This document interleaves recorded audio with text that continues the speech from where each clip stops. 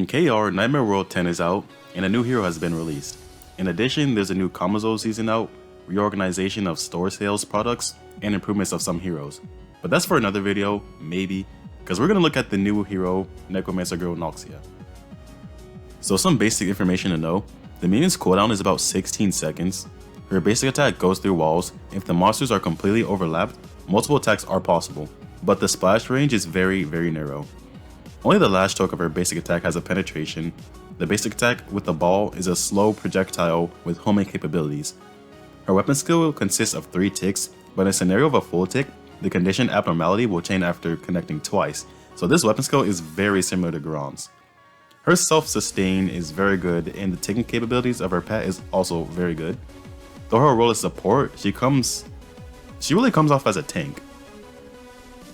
So this is Noxia as party leader, as she receives the 12 times HP buff due to her being leader.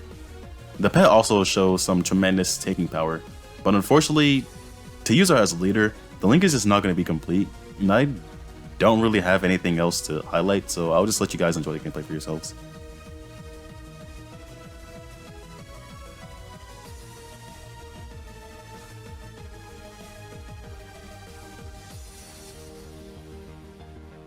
So with the only other person that would make sense to set as leader, Arabelle, is actually going to have less efficiency than Noxia lead because the linkage is slow.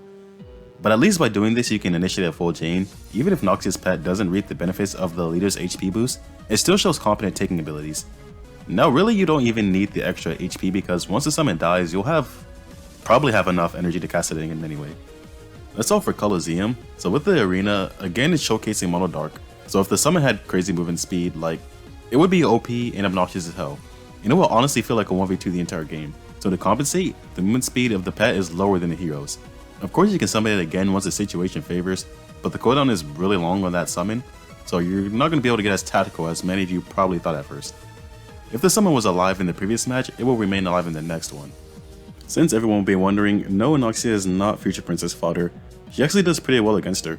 FP can end up aggroing her weapon skill onto the summon and miss you entirely. The funny thing about this though is the opponent can actually chain the summon, so if someone like FP doesn't entirely miss out from this, as she can actually just proc the invisibility anyway. But Noxia's DPS isn't low, so it's not really bad if this ends up happening.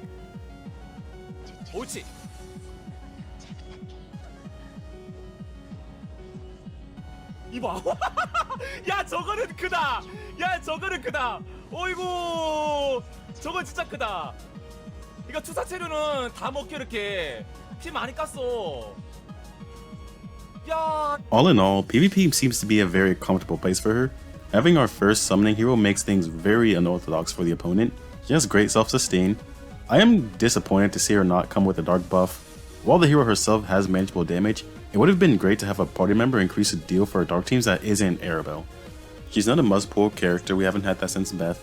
She's a great hybrid character, good DPS and tank. She's great when paired with Arabelle, but unfortunately Era is not that good of a hero. Ultimately, Noxia is a very good hero, however there are not too many places to use her. If you found this video helpful, consider subscribing. I plan to release a bunch of useful guides and analysis on future characters that just might save you from buyer's remorse. So this wasn't an analysis video per se. I may have one similar to the video I did on Veronica for Noxia, and I plan on having another guide out for the new Kamazole. Research is rapidly being conducted. Thanks for watching, and I'll see you on the next one.